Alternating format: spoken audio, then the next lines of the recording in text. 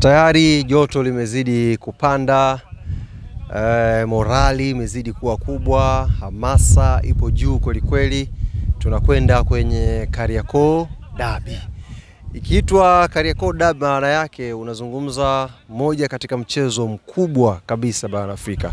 Ziko tafiti mbalimbali zimefanyika kupitia mitandao tofauti na imeiweka derby yetu ya Kariakoo ndani ya derby 5 bora barani Afrika.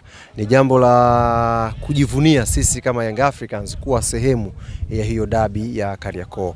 Joto limezidi kuwa kubwa kwa sababu thamani ya mchezo wenyewe sasa wa siku ya Jumamosi, thamani yake zile pointi 3 zimekuwa na shauku kubwa kwa wanachama, wapenzi. Mwenyezi Mungu tupe uhai. Naibia kidogo ndugu yangu wewe. Naangalia afu naibia kidogo. Thamani ya zile point 3 zimeleta hamasa pia kwa wachezaji wetu kuona kwamba sasa tunakwenda kupambana kwenye mchezo muhimu dhidi ya mshindani wetu kwenye mbio za ubingwa msimu huu.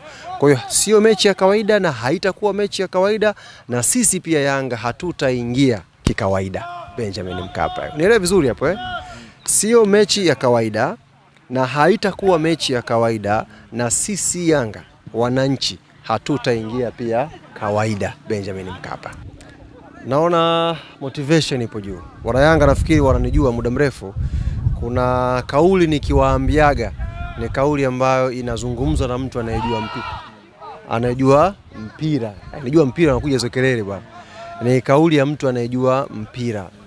Hiki ambacho nakiona hapa Avic Town, maandalizi ninayoyaona hapa, hamasa, motivation, aina ya mazoezi, namna wachezaji wanapopokea mazoezi, inatupa nguvu, inatupa ari kwamba kuna kitu kizuri kinakwenda kutokea. Yaani nikishaonaga tu hali hii, hamasa hii, motivation namna hii, namna players wanajituma kwenye pitch, kinachobakia hapo ni dua tu shehe wangu.